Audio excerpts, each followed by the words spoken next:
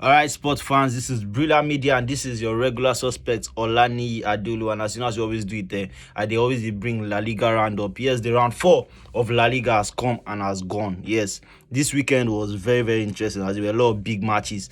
Even some big teams won as expected. And one big fish. They win as expected, but some big team actually did not get the result. Nigerians also were involved in this particular one, and I'll start with the big boy. Yes, talking about Sadiq Umar. I call him the big boy because now that Egbona don dey big league of La Liga football. Before this round, Sadiq Umar had already scored 2 goals for Almeria.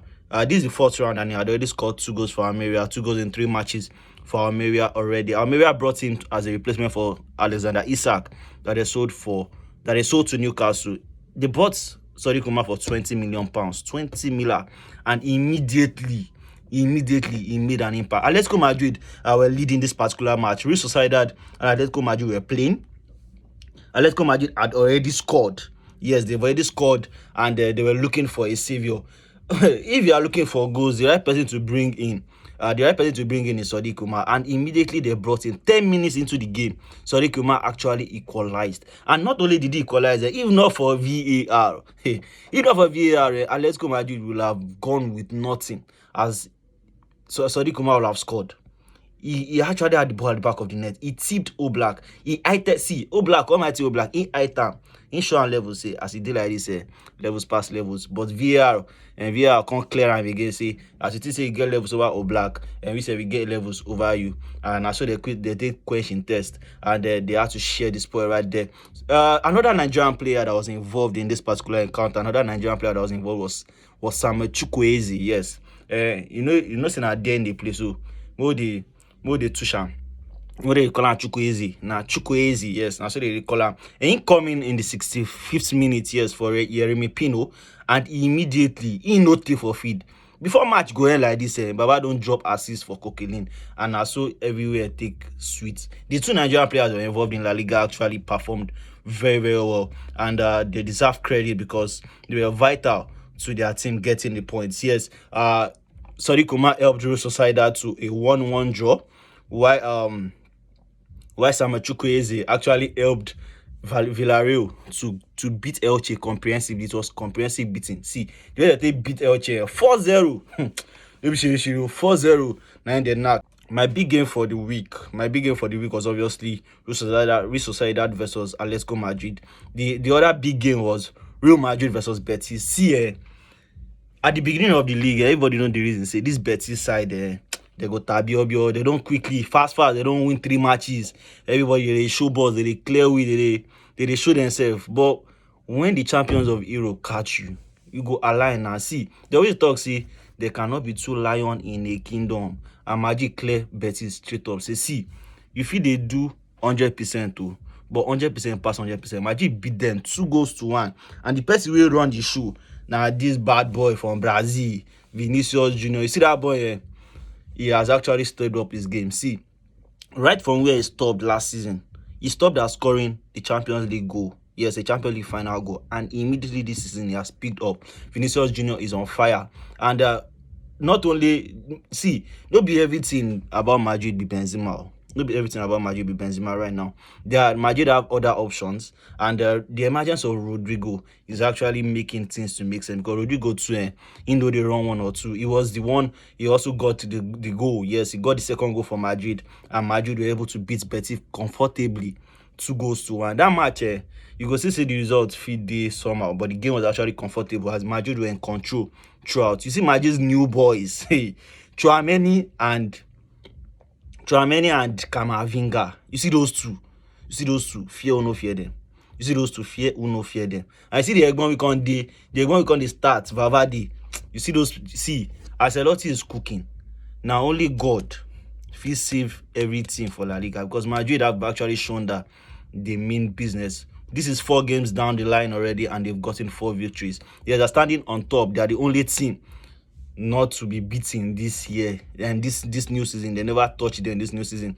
Another team not to be beaten this season is Barcelona, but Barcelona has drawn 1 game already. And let's talk about Barcelona. See, everybody's always talking about Lewandowski, everybody's always talking about Pedri, everybody's always talking about Busquets, or they talk about Kunde. Yes, Kunde was exceptional. I must give it to him.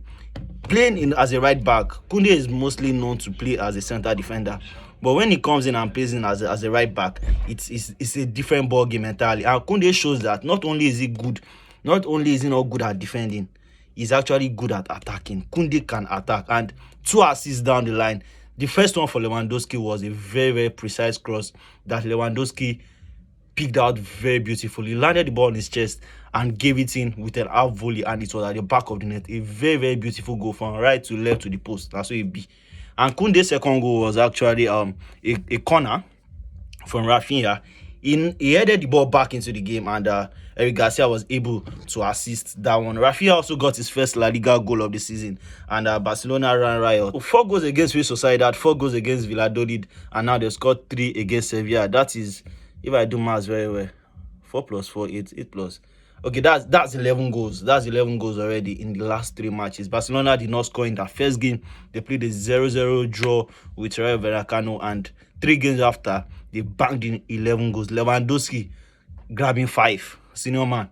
Let's not overstress the importance of Lewandowski. He has done very, very well for this Barcelona side. The way he has blended in with the team, you would think that he has been in Barcelona for a very, very long time. Does not have the pace, but he actually have the footballing understanding, and he knows where the post is in Sabisco. The match for me that was really, really tight. There were 2 matches that was very, very tight, and one team disappointed.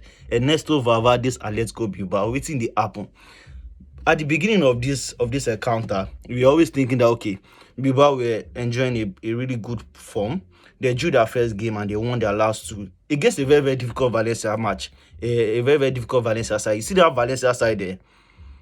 It was a very, very tough match. It was 1-0. But I was expecting the game, in all honesty, the way the game went, I was expecting Bilbao to finish Valencia off. They had a lot of chances. They created a lot of chances, but they could not score. In their next game against Cadiz, they actually scored. They scored 4. They scored 4 goals. But when they faced Espanyol, they could not score. They created a lot of chances, but they could not convert.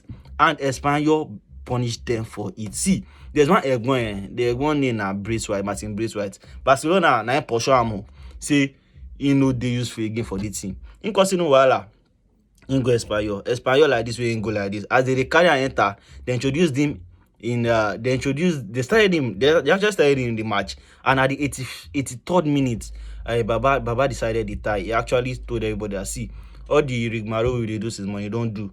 We will win this match, and that was how he won the game for Espanyol against Bilbao. The other game that I expected to be very, very tough, which ended up in a 1-0 result, was Real Valladolid and Almeria. Yes, Real Valladolid and Almeria was a very, very tough game, and I was actually rooting for a draw, but unfortunately, it wasn't to be for Almeria. One team on the ascendancy, yes. One team on the ascendancy is Osasuna. See, this Osasuna side, people know they see them, but me, I they scam them. In this round of La Liga, they've only played 4 games. In this round of La Liga, they've only played 4 games. Osasuna have won 3 of those games. 3 of those games have only lost 1. And they lost to a Betis side that is very, very good. Betis was high-flying by the time they played Osasuna. They were on a streak. They won their last 2 matches before facing Osasuna, and they defeated Osasuna 1-0. But the pressure that Osasuna placed on Betis was very, very obvious, as when they were trying to protect the leader, Betis had to even concede a red card just to know the way Osasuna had the pressure. See, if they stick on Osasuna for the bookies now, let me just give one OT. If they stick on Osasuna, just know that Osasuna to score. That one sure. Now like 90%, then go happen. Especially when they are not playing against a big La Liga side, they are definitely going to score. Or you can just go to the handicap market and always give Osasuna 2 goals ahead. You see that handicap market, and my market with that 2 goals ahead. Yes, Osasuna got the victory, just a 2-1 victory against Rayo Vallecano. It was an expected result and did not disappoint. Disappointingly for Sevilla, what is happening with Sevilla? See, if they are not careful, Lopetegui will lose his job. This one will be then say this one will be go come. How will you explain 1 point 1 point from 4 games. They've lost 3 and they've drawn only 1. 1 point from 4 games. And you are expecting the coach to still keep his job. As it is like this, Lopetegui is leading the chase. Yes, he's leading the cards for coaches that will soon be sacked. And you had the year first. Yes, you had the year on Brilla that Lopetegui can really go anytime from now. He just needs, I think the grace is just 3 more matches. After 3 more matches, I think that they go do Maya, they go Ashiria, they go tell us say may they go. And the matters be that Mallorca versus Girona was a 1-1 stalemate. There was nothing to choose between them. That was actually an expected result. And Cadiz Celta Vigo. Celta Vigo have not been lucky in recent times, but 2 goals, two games on a bounce, 2 victories is actually looking good for Celta Vigo. They only needed that spark, and they got it against Girona when they won 1-0. And against Cadiz, they went full throttle. And they actually won the game 3-0. This Celta Vigo side, I'm expecting them from now on to actually go on a streak. They might not be. It might not be a winning streak, but at least it should be an unbeaten streak. They can go 5 games unbeaten. This is a Celta Vigo side that all what they needed was the results to go well for them. And now that the results are going well for them, they can actually pull off something lovely for their fans and for themselves right now. Gather the results. This is the best time to get your results. This is the best time to actually gather points. And I think that Celta Vigo have understood these assignments and they're going to carry this out to the latter. Yes, this is where I will stop on my roundup for group games. Yes, for the round 4 rather of the La Liga. Round 4 of the La Liga, I've given the result, I've given talking points. Big teams won as expected. The only thing that did not win that is big, let's say Atletico Madrid and let's say Atletico Bilbao. Those were the teams that dropped points, and Madrid own. Atletico Madrid own because of our own boy, solid man, Sadiq Omar. Yes, let's go to the round 5 of fixtures that are set to go down in La Liga this coming weekend. Girona is going against Valladolid. These 2 teams, I feel these 2 teams, they actually need to play each other. Sincerely, they actually need to play each other because they'll be whipping boys. But Valladolid have shown that when it comes to matches against their mate, they feel win. They defeated Almeria 1-0, and Girona also they could only get a draw against Mallorca. It's not a good one for them. They'll be newcomers for the league. They come, but you show me say Girona and Valladolid go decide themselves. Say okay, even if I know if you get all 3 points against other teams, I suppose if you get 3 points against this opponent, and I feel that anybody can win, any team to win, but most likely it's going to end in a draw. That one, I'm not giving you any expo. It concerns you. Rayo Vallecano versus Valencia. I'm going with Valencia. Valencia is expected. Emphasis on expected to win this particular game. Espanyol versus Sevilla. Sevilla should be the strong team. We are expecting a revival from Sevilla. But in case there's no revival from Sevilla because they're really in a very low patch, I can see this game ending in a draw. Espanyol is definitely going to get a goal against Sevilla, even if it is 1. Cadiz versus Barcelona. This is a very straightforward one. Cadiz their house, Barcelona their away. But you can carry Cadiz 1 goal ahead and make Barcelona still beat them. And that one I just expo for the book is Madrid 1.59 short pass. They're actually knocking out against Mallorca. Madrid is playing Mallorca, and this is going to be a very interesting one. Madrid should continue their 100% run. This is a very straightforward game for Madrid. Elche, Atletico Bilbao, the same thing. I'll be rooting this particular one, and I'll be rooting for Bilbao because I believe that their loss to Espanyol was a one-off. This is a team that is creating a lot of chances, and this is a very vulnerable Elche side. They've lost 3 of their last 4 games, and they've only drawn 1 against Almeria. So, and in those 3 games that they've lost, they've conceded 8 goals. If you had the draw, they've conceded 9 goals and I've only replied 2. So you should know that. And I've only replied 1. What am I saying? I've only replied 1. So this is a straightforward game for Bilbao. Bilbao is expected. Yes, Bilbao is expected to get this one and get the 3 points in the bag. Getafe, Real Sociedad. Real Sociedad are actually the favourites for this particular. And Getafe is not having a good season at all. And they just still collect. Now, still recently, Valencia used them do Asun. No be Azul or Asun. They used to do Asun 5-1 and then chop. And before that time, they were able to draw against Villarreal, showing that sometimes when he touched them for head, then Sabi play ball. They've lost just three. They've lost 3 of the last 4 games and only drawn 1. They only have 1 point from 4 fixtures. Real Sociedad are high flying, and I expect Real Sociedad to score. And I'm also banking on Sadiq Omar, yes, to find the back of the net. The big game for this new week, for this new weekend, now Betis versus Villarreal. Sincerely, these two teams are actually on the rise. They are playing so well. Villarreal have won their last game against Elche 4-0. They drew against Getafe.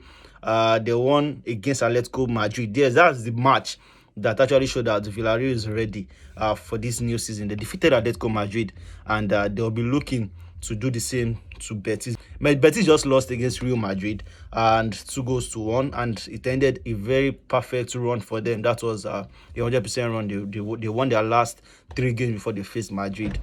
Madrid was the only other side to be on a 100% run. So this is a very, very tough one, but I expect over 1.5, yes, for that one. Almeria or Osasuna, see, that one concern you, because me, I no go talk my own ball. I expect Osasuna to actually beat this one. This is a straightforward one for Osasuna. Osasuna are in a good form. They are scoring goals and they know how to defend. They're a very compact side. So I expect Osasuna to get the better of Almeria right there. Yes, this is where we'll pull the plug. This is where we'll draw the curtain. My name is still Olaniyi Adeoluwa. I'm still your regular suspect, and this is Brilliant Media on La Liga's Roundup. Have a lovely day. Peace out.